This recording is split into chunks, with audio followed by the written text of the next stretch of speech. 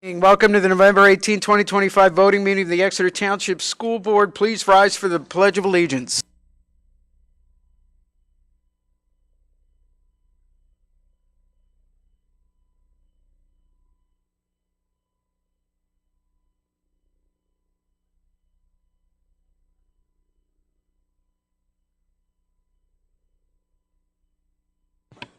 Mr. Fike, could you take roll call, please?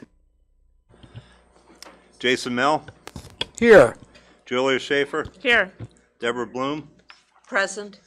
Dr. Andrew Battler, Present. John Fiddler, Here. Dr. Ann Herring, Timothy Morgan, Here. Travis Odom, Here. Allison Wilson, Here. 8 present, 1 absent.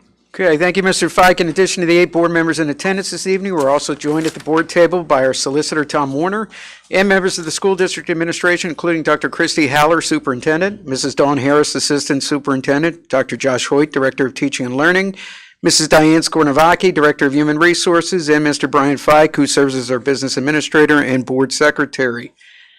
We will not be amending tonight's agenda, and we'll move on to superintendent's report with Dr. Haller. Thank you, Mr. Mel. I'd just like to take a moment to congratulate the cast of the junior high for their production of Mean Girls. I had an opportunity to see the show on Saturday evening, and it was absolutely amazing. We have a very talented group of junior high students, and I'm looking forward to see what they do in the future. So congratulations to the cast. Okay, thank you, Dr. Haller. Public comments on agenda items. No one has signed up unless someone would like to come up and speak. Not seeing anyone. We're going to move on. Board meeting minutes. If there are no objections, we'll adopt a motion to approve meeting minutes from the October 7th, 2025 Committee of the Whole meeting and special board voting meeting, in addition to the October 21st, 2025 board voting meeting. Hearing no objections, the minutes are approved. Treasurer's report and payment requests. If there are no objections, we'll adopt a motion to approve the October 2025 Treasurer's report and payment requests dated October 22nd, 2025 to November 18, 2025. Okay, hearing no objections, the Treasurer's report and payment requests are approved. On to committees, education with Mrs. Wilson. The first item is the enrollment report, just informational. And then it is reported that the following field trips have already been approved, 1 through 13, within the 60-mile radius. And then it is recommended that the Board of School Directors approves the following education committee items. Number 1, field trips. 2, the list of staff conferences, which you can see numerous have been added since the last meeting. Second. Okay, we have a motion and a second. Any discussion? All right, all those in favor say aye. Aye. Aye. Opposed? Ayes have it, motion carries. Mr. President, Yes, sir. I'm still playing catch-up. Yeah, I have go a question about, I guess for Mrs. Wilson or maybe for the administration. On the enrollment report, I noted that the homeschool population is 25% higher this year than it was last year. And I'm just wondering if that is alarming, if that is to be expected.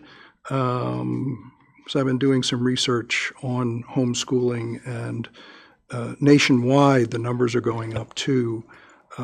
So I see Mrs. Harris nodding her head. So and you did actually I hit one, did I hit you one answered of your you answered your own question. It is absolutely a nationwide trend. We just talked about it at one of our networking meetings over at the IU. For a variety of reasons, families are choosing to homeschool. It's always been a thing, and we've always had a fair number of homeschooled students here in Exeter Township. In some communities, it is a more popular choice than others. Some communities have very organized homeschooling family sort of connections where in some communities you'll even have a person who's a certified teacher who chooses to sort of be a homeschool cohort and have homeschool families come to that house, and that person actually even does the instruction there at their house. So but yeah, it is a nationwide trend. We were also, our numbers were up during COVID. because people were making alternate choices from virtual instruction and things like that. We did dip back down then after COVID, and now we have a little bit of a upward tick again. 25% in 1 year is not No, concerning. no. Given the nationwide trend, it follows right along. Yeah. And how about long term? When do we become concerned that people are choosing homeschool and other options other than coming here? Well, I think that people have that choice, so it's not really something that the school can say you can or cannot do. Families have that, just like they can choose other options as well. We become concerned about options where we are concerned that perhaps like our tax dollars are not going to appropriate sort of use. Like we've had the conversation around cyber schooling and being concerned that a lot of tax dollars are going there when they don't have a lot of overhead, in the same way that we do. But families that choose to homeschool do so for a variety of reasons. Yeah. It's not always what you might see on the news where people think that it's just because they disagree with what's happening in public ed. Some families prefer a faith-based home education, not because they're in disagreement with anything, but just because that's what they prefer. Some families do it because they might have illness in the family and prefer to keep their children at home, et cetera. Right. So Yeah, there's a very informative homeschool hub tab on the Johns Hopkins School of Education, Higher Education Studies. I forget what it's called. Yeah. But very informative. Yeah. And lists the kinds of things you were just saying. Yeah, and like I said, some communities, it's just more organized than others. There are some districts I've worked in here in Berks County that have had higher homeschool numbers. Right. And again, it's a nationwide trend, so. Yeah, good. Thank you. Yeah. I'll say too, there's also been, just from a legal perspective, there's been a, how do I put this? It's less penalizing to homeschool in terms of access to public school activities as the law continues to evolve. So as the years have gone by, the PA homeschool law has changed. First of all, there's way less sort of district oversight over approval of the program than there used to be. And two, there are now abilities for certain families to access parts of the school day that they weren't previously permitted to do under state law. So there's a certain percentage of the school day parents can access the district for. They can go to tech school now, and that's recent, right? So there's less of a goodbye, see you later with homeschooling that it used to be. There's a little less penalty to it in terms of what you can get access to. And we do have families here who have that split kind of program where they participate with us for certain things like extracurriculars. We have had a couple that have gone to BCTC half day and then done homeschooling the other half of the day. So. Yeah, I know when I reported last year that Exeter had the highest number of students at the BCTC career camp. One of the 24 students was a homeschool student. Yeah, good. Okay, thank you very much. Mr. Fiddler, just can I clarify the numbers that so we're at 110 now for homeschool, and we were 94 at the end of prior school year. The number that you're saying was 25%. Was that at this same period? Same time last year was 88. Was 88. Okay, Yeah. Thank you. I just wanted to get those. Did I get numbers my clarified. percent right? Yeah, I don't. When I was looking at 94 to 110, I wasn't sure okay, if that. got it. But if it was 88, yeah, that's probably right. Good. You also have to remember students can enroll in homeschool at any point in time. So it's not like if they don't do it at the beginning of the school year, then they can't do it at all throughout the school year. They can decide at any point during the school year that they would rather homeschool instead. And can they wade in and out of the program, or must they make a decision at some point, this is what I'm going to do? They can, they can decide to homeschool, come back, decide to homeschool again, come back. Okay. We have had families do that as well. And must they still take the standardized tests, or can they opt out? No, but they can. They can come in to take them. Good. So if parents want them to, they make a request to us, and we make accommodations for them to be able to come in. Got it. Okay. Yeah, they are. We do not get many requests for that. Yeah, good. Thank you very much. Okay. So that was, we did vote on the Education Committee. Anything else, Mrs. Wilson, from your end? Nope. All right. Personnel Committee, Mrs. Schaefer, do you mind taking that? Or was I'll somebody punt else? that to Mr. Morgan. Mr. Morgan, you ready to take that? Go ahead. Thank you, Mr. Mel. It is recommended that the Board of School Directors approves or ratifies the following. Again, this is the Personnel Committee consent agenda. Things listed in bold are newly added since the Committee of the Whole meeting, and that would be 1, resignations, 2, retirements, 3, appointments, 4, transfers, 5, change of staff, 6, additional assignments, 7, leave of absence, 8, which is a memorandum, and 9, the attached list of course requests. Second. Okay, we have a motion and a second. Any discussion? I'd just like to wish Terry Ruoff a congratulations on their retirement as a paraprofessional and 19 years of service. I hope you enjoy yourself. Moving on. Okay, any other discussion? All right, all those in favor say aye. Aye. Opposed? Ayes have it, motion carries. All right. All good, Mr. Morgan? I'll just keep on going. All right, sounds good. All right, Finance and Audit Committee.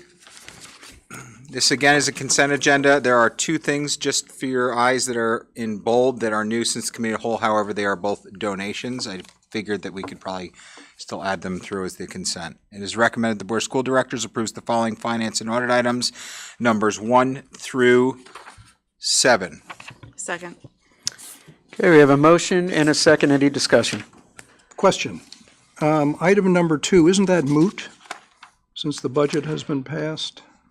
That is true, yes. So we did discuss that when forming the agenda, since the board did decide to pass that on to the voting agenda. That's why it is appearing here, but you are correct that we can, I could ask our solicitor here what the best action there for that is. Could we withdraw that? Yeah, I'd recommend approving it simply because we want to continue encouraging that to happen, even though it's on there. I don't see the sense of removing it at this point. Unless Okay. the board would like to. We would need at least an motion if you really wanted to. That's fine. I guess we're approving the resolution, and there's nothing actually being delivered to the general More statement assembly. of position, Okay. so I All don't, right. if you want to vote on it, it's fine, but if not, you need a motion to amend. All right. Is anyone opposed to voting on All that? right, just for sake of clarity, would everybody be okay if I take number 2 out and we just vote on 1, 3, 4, 5, 6, 7? That's fine by me. I'm fine with that. I think we'll need a second to that. Second. Okay, we have a second. Do we need to withdraw the original motion though first? Because there was a, There was a motion on the table to approve all 7, correct? that is Yes, correct, you do. yes. Yes. So I withdraw my motion. And do we need a second? We have a motion and a second to withdraw. Now new one. Okay. And And now you I- can make your, do we need a vote to withdraw the motion though? No. No? Mr. Okay. Morgan, go ahead and make your new motion. Go to- ahead, Mr. yeah. Morgan. It is recommended the Board of School Directors approves the following finance and audit items, numbers 1, 3, 4, 5, 6, and 7. Second. Okay, we have a motion and a second. Any discussion? Yes, now I have a question about number 4. No, for any residents who might be new, do we need to clarify that this does not mean that we're going to raise taxes 4.7%? I think I know the answer to that, but someone who's a new resident might not know that. So could we explain that? I'd be happy to. We did clarify it at the committee of the whole, but I'd be happy to re-clarify. So every year, there is a tax index that's set by the state.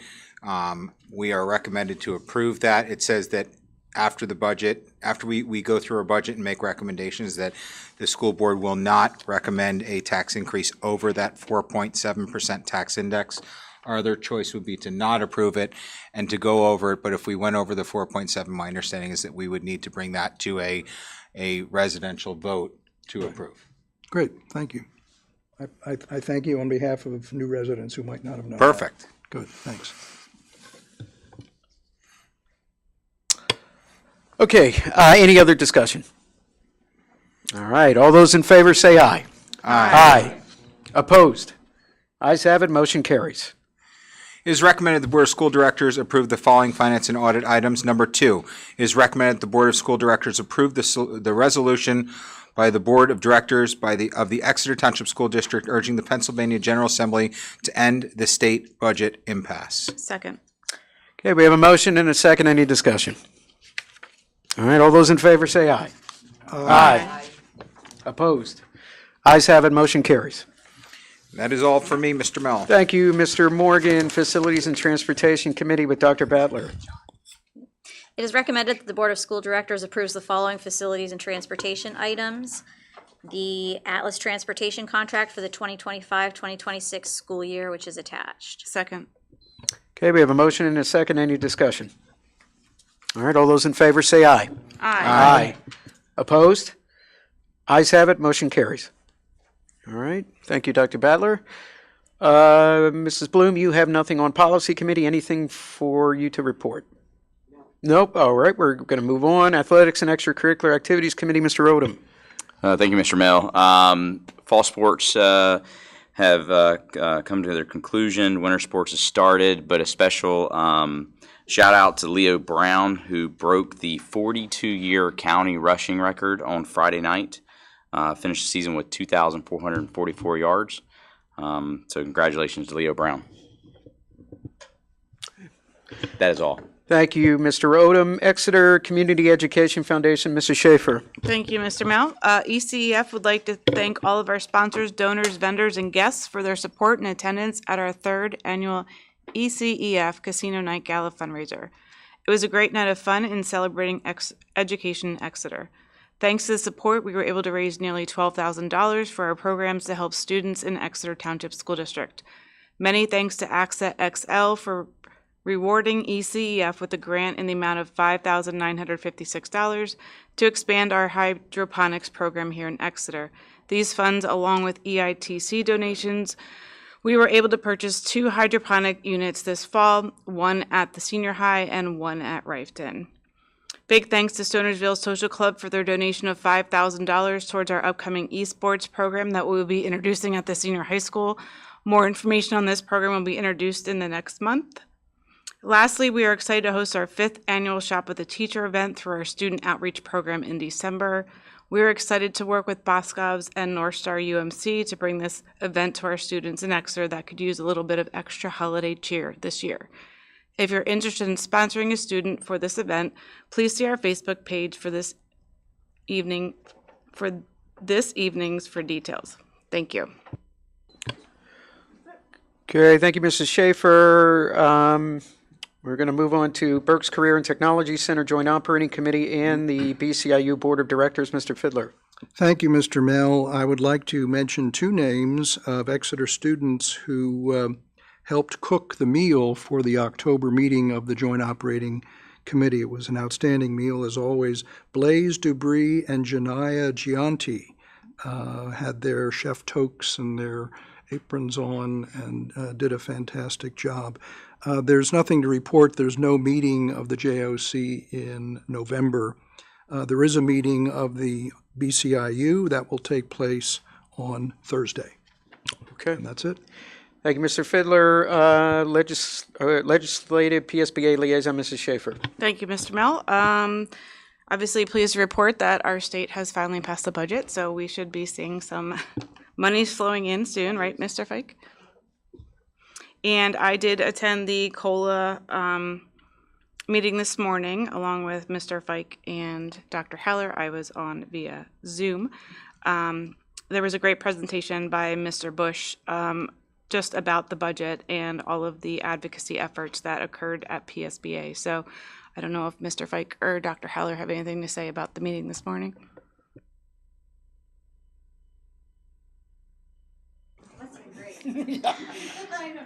Yeah. No, obviously, we're very pleased with the fact that the budget has finally passed. There were once again increases to funding for school districts. But the fact of the matter is that school districts like Exeter continue to be underfunded by the state, and the burden of the majority of the taxes come from our taxpayer, which is something that this board continues to be conscious of. It's a difficult balance for the board and for the administration to be able to provide for students what we know that they need, and then what we can do, and not that does not only include strong academics, but it's also the other things that matter to kids like art, music, sports, those things that keep kids in school. So it's critically important that we continue with the advocacy efforts. Myself and the other superintendents were in Harrisburg last month prior to the budget passing, and we met with a number of the senators and their staffs and other legislators and expressed our concern and our need for continued effort at the state level to support public education, because that is where the majority of our students continue to be educated in this state. So, thank you. Dr. Haller, do we know how much we're getting, and if it's more than we got last year, less? And if it's more or less, how are we going to apportion those Yes, funds? so it is more, but not enough. It's not much more. So I'll let Brian explain to you the numbers. He keeps sending me different spreadsheets and coming over with more numbers. But it is, again, it is a tiny bit of an increase. It's about a $35,000 increase from what we budgeted. Now, that's a good thing, but I probably lost 40,000 interest using our money instead of the state's money. And there's no provisions in the state's budget to cover interest for the people that actually had to borrow. You know, so Reading was, I think, 33,000 or 300 some thousand a month interest. Philadelphia is 33 million in interest. You know, but you got to look at their budgets. You know, they had to borrow to make payroll. They had to borrow to keep running. We had tax money that came in early, so normally we invest that and spread it out over the year with expenses, but we didn't have the state funds, so we had to use some of that. So we will not have as much interest as we normally would have gotten. So it's pretty much a wash. It's a wash. Yeah, okay. I sort of worried because the way the budget was going, you know, you never know what was going to happen, you know. So I'm pleased with, as Dr. Holler said, of what they've done. There's not charter reform, but they have allowed more deductions, and they're trying to put it more in an even playing field for cyber versus brick and mortar, which we made some strides this year. Yeah, I mean, there's been a number of strong advocacy efforts over the last number of years to show state legislators that while cyber schools certainly have their place in the education system because it is about choice, that the amount of funding that they receive compared to what public school receives is very unfair.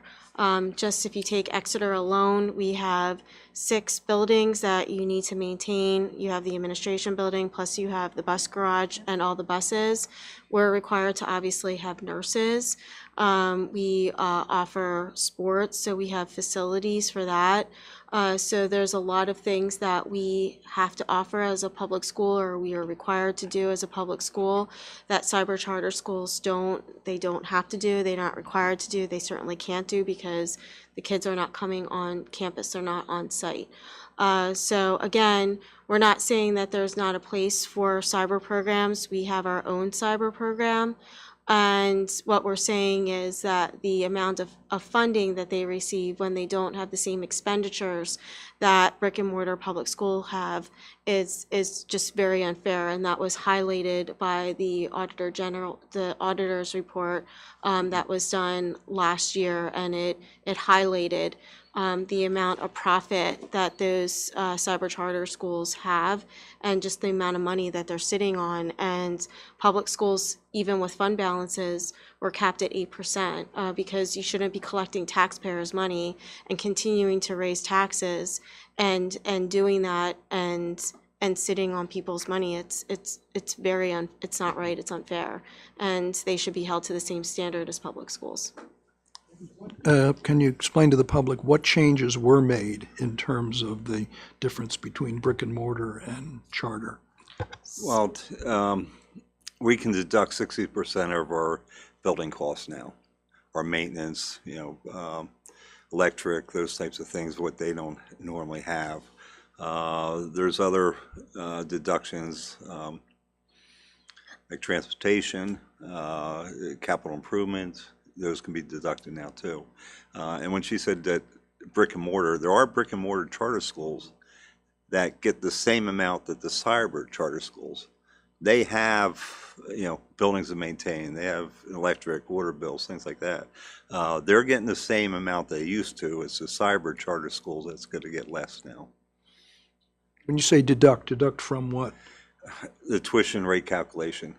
They basically take all of our expenses, or our budget, and divide by the number of students minus like debt service, and determine a rate for regular ed based on the number of regular ed students you have, and determine a rate for special ed. Now, last year they made a change to the special ed rate, realizing that cyber schools can't give the extensive services that public schools do, so they lowered that rate. It was maybe a $2,000 or $3,000 difference, but at least there was a change. But this year they made a big change on what the cyber schools would get as a tuition rate. Okay, thank you. And the other problem I have with, and it was even brought out in our meeting today, cyber schools get the same tuition rate that the school districts publish. So if they have kids from Reading, they have kids from Exeter, or they have kids from Hazleton, whatever Hazleton's tuition rate, which is $7,000, Exeter's is $15,000, Reading might be $18,000, they get that from each school district, even though they're giving the kids the same education. We originally looked at trying to set a state flat rate for charter tuition. That won't make it, but we've at least gotten down that we can take out the deductions, and that we're trying to get them to what they actually are costing. They're supposedly nonprofit, but there's a lot of money going out and huge fund balances, and they're I think we'll see next year a list of all the advertising expenses of every school and every charter school. Charter schools can now sponsor the New Year's Day parade a couple years ago. One of them did. Try to do that from a public school's point.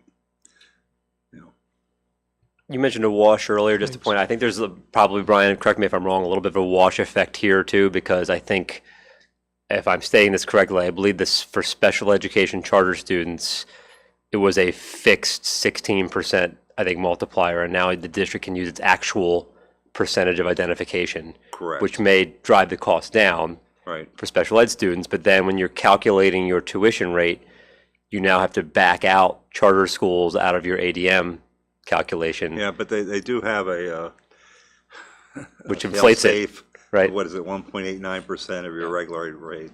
So if the other rate's higher, it's the lower of the two. They're small bites, but they're progress. But they are. It's more progress than we've seen in a long time. I have a question. I don't think I realized that. I mean, I knew that we had a cap on our fund balance, like, because we discussed that ad nauseum when we were restructuring our thing. But you're telling me that charter schools do not have a cap on their fund balance? They do not have a cap. They do not have the same auditing requirements as we have. And why don't they have a cap? Why do we have a cap and they Because don't? even though they're taking public money, they're a private for-profit business. So just because I'm new to this discussion at the moment, so say a private Catholic school, brick and mortar, do they have a cap? No. They aren't funded by taxpayer because they're not dollars. funded. Okay, Right. okay, understood. Now I got it. Thank you. Sorry. But I will elaborate. I mean, I think that was just a few months back, we had a cyber charter reform resolution that we were trying to push to the legislature. Correct. But that is one of the reasons why we've been asking for reform from various boards across the state, was because of how unfair it is of the cyber charter funding compared to all the other, especially the brick and mortar public school districts. And there's no oversight. There's no public oversight. They don't have a board. I mean, at least not a board of citizens. I mean, they may have a corporate board potentially, but I mean, there is not the level of scrutiny that you have with a public school institution like this. So what did all of the advocacy that we've been hearing about at this meeting and elsewhere, What did that accomplish? Doesn't sound like it accomplished very much. There's probably an 8 or 9% savings that the school district's going to see just by taking out those certain deductions. The other thing, they passed laws now that they have to track their truancy. Cyber schools did not have that before. We didn't know if the kids were in front of their computer or anyone else. They have to verify the students. They have to verify their well-being. Something that public schools have to do every day. There's going to be weekly benchmark assessments for kids who are on asynchronous cyber school programming to make sure that they're staying on track, required by law now, where that wasn't the case before. And they also will have to verify the residency twice a year. Yeah, there is a number of things that were accomplished, that were passed. I mean, I know PSBA sent out a publication of those. Various news articles have the full breakdown of it. But, I think the problem that you have with the state legislature when it comes to cyber charter school is that this is kind of split between partisan lines, honestly. In terms of, you have one side that really, wanted to go all the way and cap everything at $8,000. Now, I believe that was very similar to the resolution that we passed earlier this year. We were capping at $10,000. Whereas you have another side that doesn't want to do any capping like that, but so, eventually it comes down to some kind of compromise, and that's essentially what came out of the system. With the way that our General Assembly is split, that is probably gonna continue to be a hard thing to get full achievement, at least what we want to try to do in terms of cyber charter school. And when you say split, it's a Democratic House and Republican Senate. Correct. Is that still, okay. Yeah.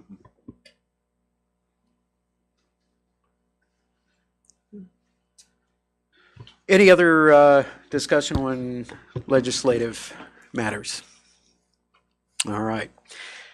We're going to move on to Township Borough Liaison, Mr. Morgan. Thank you, Mr. Mel. Just one thing. We received an email from Mount Penn Borough Municipal Authority requesting us to provide an LOS to Mr. Boyle. They are trying to secure a statewide grant for the Crystal Lake Restoration Project, and they have requested if the board would sign this letter that I'm about to read, asking for support in seeking this grant. Dear Mr. Boyle, I am writing to express my support for the Mount Penn Borough Municipal Authority's MPBMA Crystal Lake Restoration Project at Carsonia Lake Park, Phase 3. This initiative, which has an estimated cost of $591,713, is seeking funding through the 2025 Department of Community and Economic Development, DCED, Local Shared Account, LSA statewide grant program. The scope of the work has 3 phases of the project include an accessible lake and pollinator trail, a lake viewing platform to enhance recreation, education, and community gathering, and shoreline and stabilization to protect the lake's long-term environmental health and resilience.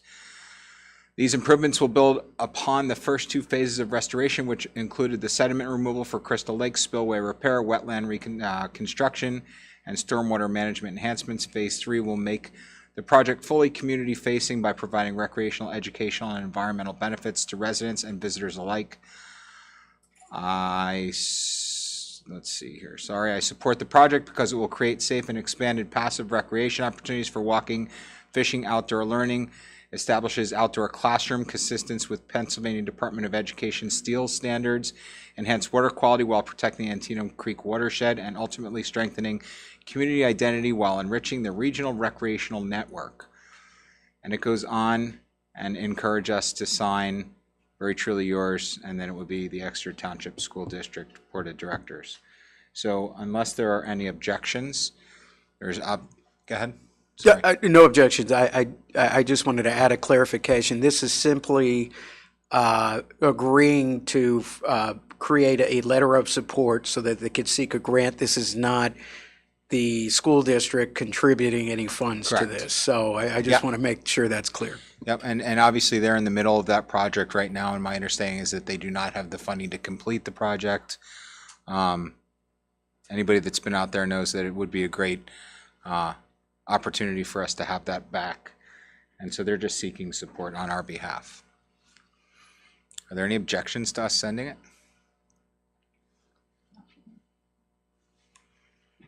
Send it like we're off.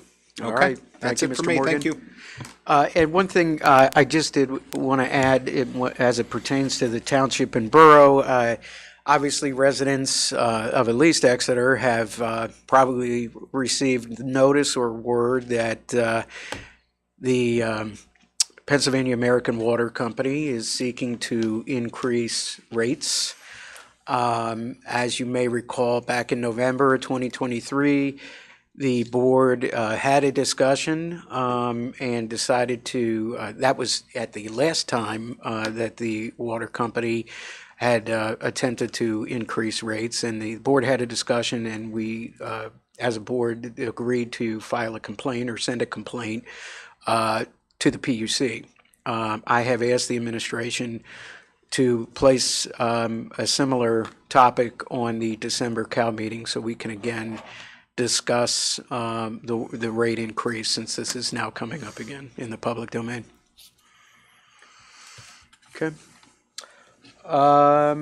Next, we're going to public comment for non-agenda items. Again, no one has signed up unless someone would like to come up and speak. Okay, are there any board members that would like to be heard at this time? I would. Mr. Schaefer. I would just like to thank Mr. Morgan for the last 4 years of his dedication to our school board and our community and all of our students and staff. You are going to be missed. Thank you, Mr. Morgan.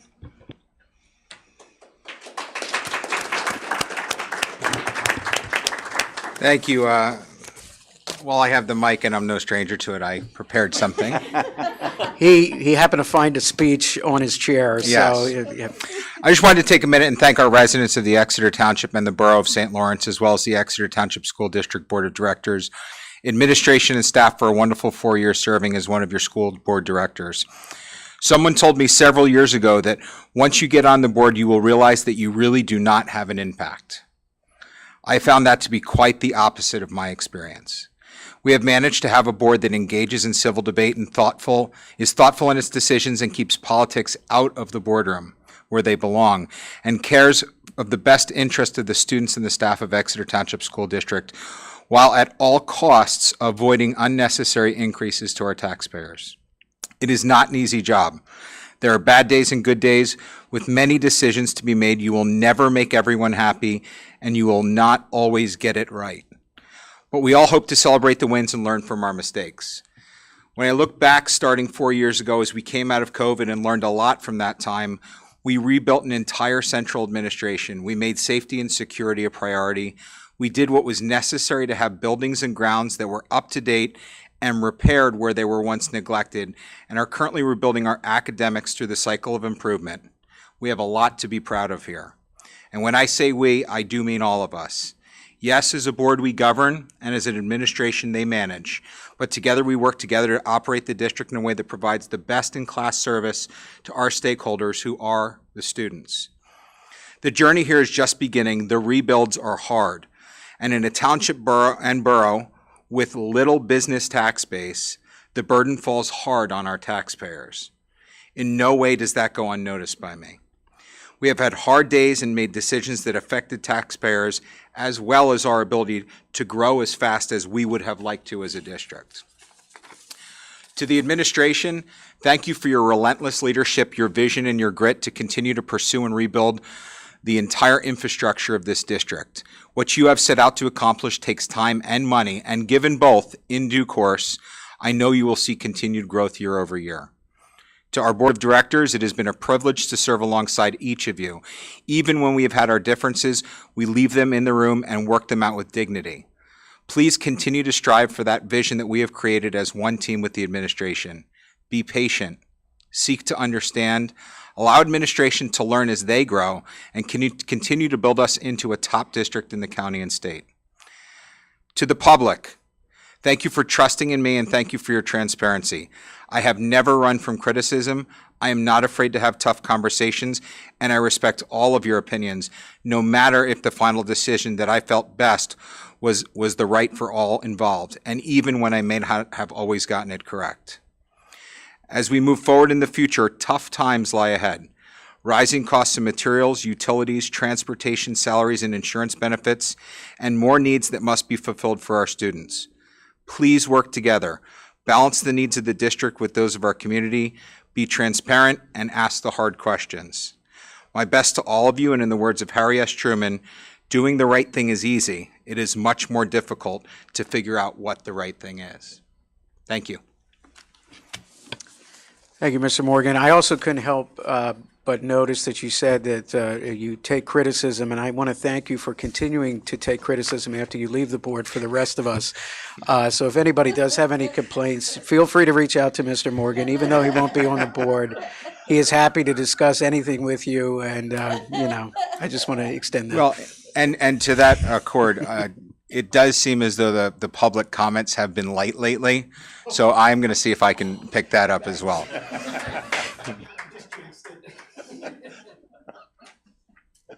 All right. Any other discussion? Any other board members like to be heard? Just a quick question.